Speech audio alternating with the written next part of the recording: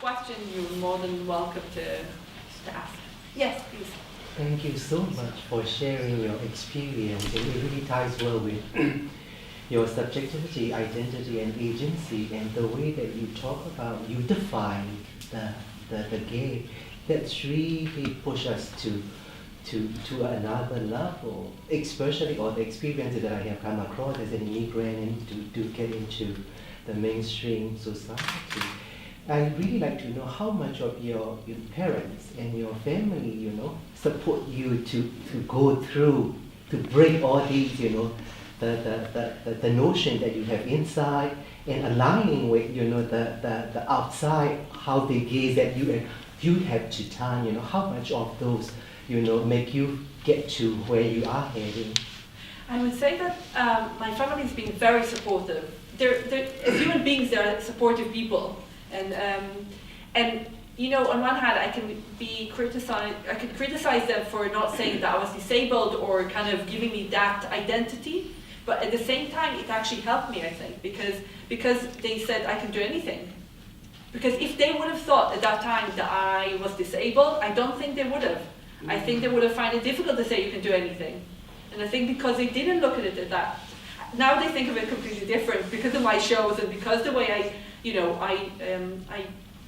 talk a lot about it, so now they look at things differently. But at the time when I was a child, I think that if they would have thought of me as disabled, I think it was much more difficult for them to support me to do whatever I can. But they were, I flew to Scotland, they were very, very supportive of me. Even today, they're really rooting for me. They're performing in my show, so my dad performs in The Other Body, my mum performs in Practice Makes Perfect. So they're amazing. So they really help me, I think. And when you have such a good support system, it makes it easier to think that you can do anything. Yes, please. Hi, I'm Gabby. Thank you so much for sharing your story with us today. I'm curious, as you're an Israeli disability artist, I assume that you've heard of Gal Gadot's response to Stephen Hawking's passing. I didn't. Oh, you haven't? No. Oh, just recently. Yeah, it was very recently. It's causing a whole controversy. She said, and you might be able to help me out here, that he will be liberated from his physical constraints. Did she say that? Yes. Yes. So I'm surprised to hear that you haven't heard of it. I was so stressing about me coming here. So that was yeah, you're so busy. Last week. So my question might be irrelevant at this point, but I'm just wondering if you had a response or if you could respond to Gal. What would you say? There's another quite famous model in Israel. She, one of her daughters, I think she had a problem with her leg or something. I remember reading this article, again, it was like all in the newspapers, and she said something, she could, now her daughter is fine, but she couldn't imagine her daughter being disabled. And I remember I was really insulted, and I take offense by it, especially in Israel when, there's the miscarriage percentage in Israel is very high the minute there's something wrong. So I keep asking regarding what you were saying, keep asking my mom, if you knew that I have a problem walking, would you have me? And she said obviously yes, but I'm not sure she would have, because you can hear the way Gal Gadot speaks, and obviously that's kind of, I think, how people look at it in the Israeli society. I'm quite shocked that she said it, actually. Yes, please. I'm very interested by the way you said that you want to reclaim this idea of being disabled. Coming from a very personal point of view, my sister was born with, it's similar to Down syndrome. There was an error in her genetic code, but she came off very lightly. So she had to have a lot of major operations and has a learning disability, but you can't see it visually either. And it's very interesting because I've seen how when there's people with Down syndrome, where they might be 30 years old, but people are still speaking to them like they're a child. And it always annoyed me because it was like, oh, they're disabled, therefore I will handle them like a child, or based on their alleged IQ or whatever. And so I always found myself trying to treat my sister in a way that is saying like, you're a normal human being, I'm not going to, I saw my mom really battle with that as well. So it's really interesting that on the one hand you're claiming that, but then on the other hand that also creates a certain stereotype on how people then handle your presence in a way.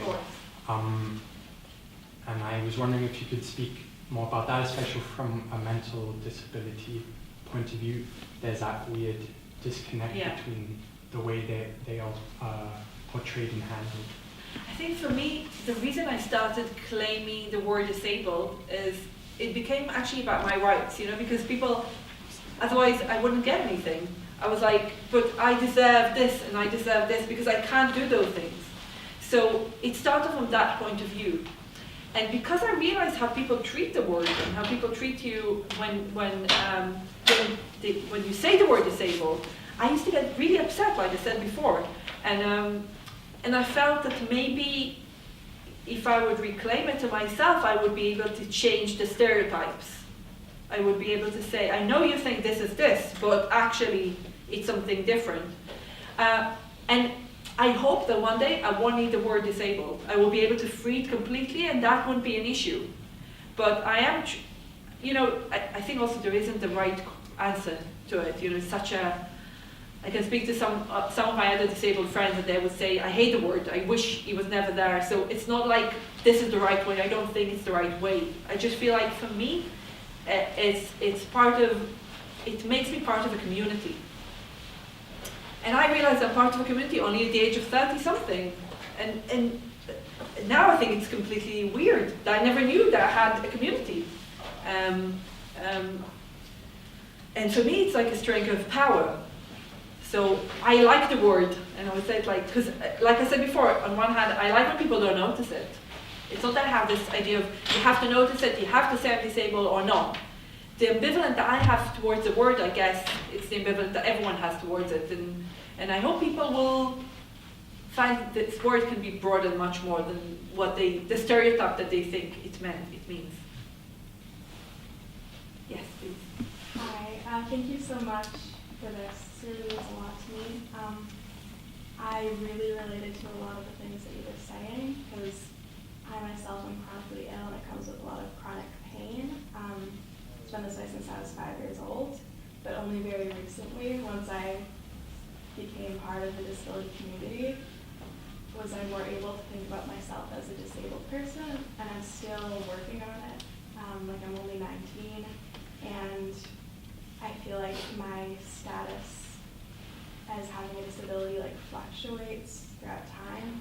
It's not stagnant. But something that I've been recently thinking about is the difference between, as you said, coming out as someone with an invisible disability and telling people versus having people demand your story, for example, your teachers and professors in school. That happens to me where they're people who want to know more about you and you don't have the ability to say, no, it's private. And especially with the art that you do, when you tell your story to big groups of people, how do you balance, and do you find a need to have a balance between keeping your story personal and feeling the need to share and come out? I get a lot, down the streets, what happened to your leg? So my answer now is come to see my show, like a commercial show. And sometimes I can be annoyed when people ask me, other things I said it so many times, I'm tired of telling my story again and again. Hi, my name is, it's tiring, and I try to count how many times I told it since I was injured. So if I was 12 and I was 39, and I'd say it at least once a week, that's a lot of times. I think on one hand that's why I made the show, because it was my way of telling the story on my terms, when I want to tell it on the date I want to. And if you want to know, come and see the show. It's not just a commercial. If you really want to know, come. Sometimes I'm actually using it, with my student teacher. and students in Israel can be quite loud and obnoxious. So when I want to make an impact, I would, and it's actually hard to me when I teach to start walking and shouting at them, and I need to sit down much more. So I would tell them my story, and it works for about 2-3 lessons. So I don't know because I need that, but it's also, it's part of I can use it. So I started to really think of when I want to tell it, how I want to tell it. Sometimes I've got like an inner smile. It's like, what happened to you? And then I start telling the story, but it's the actual monologue from the show. So I start laughing while I'm telling it, and then people are like, why are you laughing? Because they feel uncomfortable. And I'm like, well, it's a monologue that I do in a show. So, it's that kind of, I don't know, it's like, again, I don't have like a straight answer for that, It's like you were saying, sometimes you want to share, sometimes you have to, like when I come to every place and I have to explain my disability, and I hate it, but I have to, because the situation outside is, I need that help, otherwise I won't get it.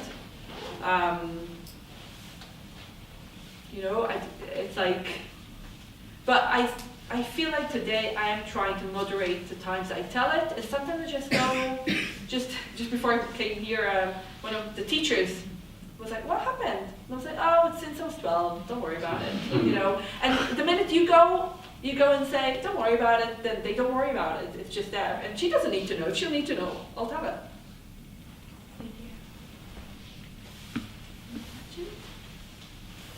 Sorry.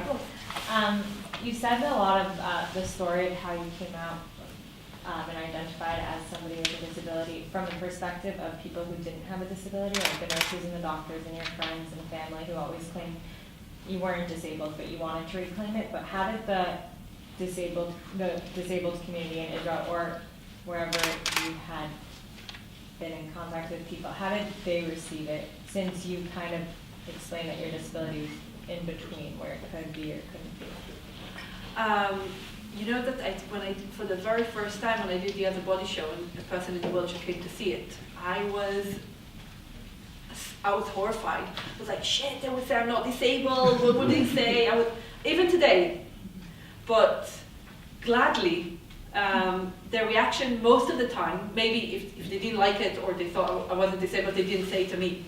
But I've got this friend now who came to see the show. His name is Danny, and he's disabled from the neck down.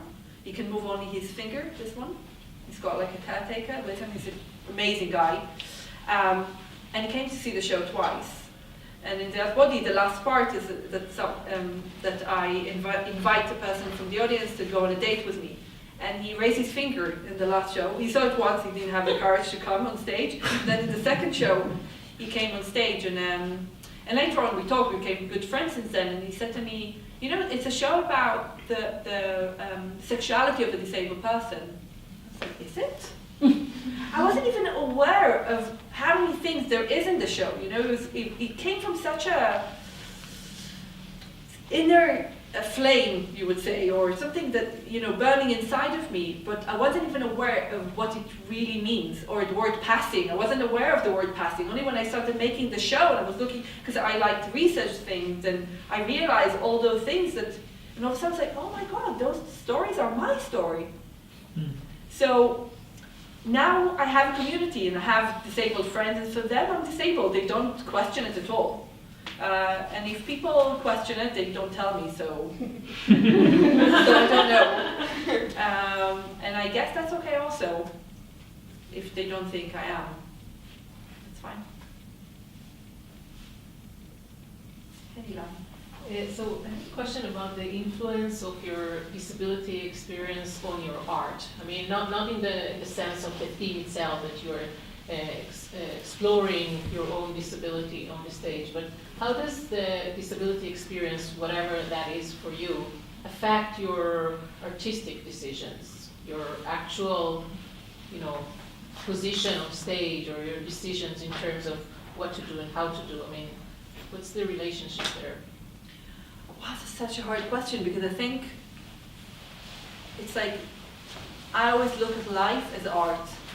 It's like I always made autobiographical performances, even before I started dealing with my disability. My sister is married to I don't know if you would say he's Palestinian, but an Arabic guy, and so I made shows about that. So it was always about othering, and it was always about my life. And then also in Israel, most of the theater is very repertoire theater. It's very stage based on plays and characters. And I always wanted to make shows that are different, that involves real actions on stage and not actions that you fake them like in the theater. So, but I don't know if it's because of my disability or not. I just think that's the way I always looked at life. I always think of, oh, that's really interesting. This moment, I can bring that on stage. And I think maybe because I have more experience that are conflicted experiences, then it's easier maybe to bring them to stage, and that maybe affected my work. But I'm not sure it affected in the way I make decisions artistically. But I can definitely say one thing. This show isn't, making shows about my disability is not about me. It's about the society where I live in. And I think that's definitely made me think more as an artist about my audience and what I want to say to my audience about their lives. And in that sense, I would definitely say, I don't think maybe I wouldn't think that if I didn't have a disability. Because otherwise, I can go to the psychiatrist and cry for him, and but I want to say something to the world, and I don't think I'm going to change the world. I don't have that. I don't believe that theatre can change the world, but I think that it's a tool for people to start asking themselves questions about their lives. And maybe, in that sense, my disability definitely took me to that path to think about the audience, which I don't know if I would have think about otherwise. Yes. You have all these signs of what people have said and asked you. I was wondering what you wish someone had said or asked you. Oh, that's a good question. I think my favorite one is "I love your scars," because that's something I wanted people to say to me many, many years, and I felt that wasn't attractive enough or beautiful enough. I don't know, it's a good question, I need to think about it. Like, what would I want people to say to me? Sometimes I want them to address me regardless of my disability. When people say they are amazing, most of the time it's because, wow, you overcame so much. I want people to think I'm amazing just because I am, not because of anything else. But I'll think about it. It's quite nice to maybe add another sign of something I would like someone to tell me instead of what people said to me. It's a good idea. My next show. Thank you. Yes. Well, I think you're busy. I just have a quick question. Well, it's a more of a deeper question, so you can feel comfortable answering how you want to. But I'm curious about, it seems like this process seems very inward, and of course it comes out beautifully externally as we're watching it. But I'm curious about, is there any, to what spiritual degree or to whatever spiritual practice that you have to get you to that place? Because it was a lot of course, a lot of vulnerability, but it was just very different. And I watched the show before, and then seeing it in person is a different type of experience. And I'm no longer just witnessing, but I feel like I'm in it in a sense. And so I'm curious about, is there any spiritual sources or just in general practices that you do to get you to that place to make this work? I think I'm a very spiritual person. It's not so much about God, but it's more about, I believe in things that needs to happens to you. I really believe in it. Sometimes, it's hard to believe in it, but I do.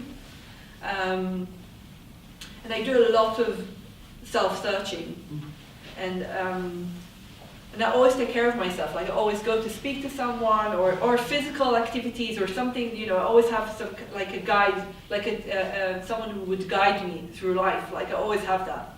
And I'm a person that always talk about things. My mom said, I don't say it in the show, but my mom says that part of the reason I managed to walk again and I was okay was because I didn't stop talking. Because when you talk, you treat yourself. you can heal yourself. Yeah. She said people were so, especially at hospital, most people didn't walk again. So they didn't want to hear, you know, a 12-year-old kept talking about her disability and how she's learning to walk again. But you know, that's the way I deal with the world, I speak.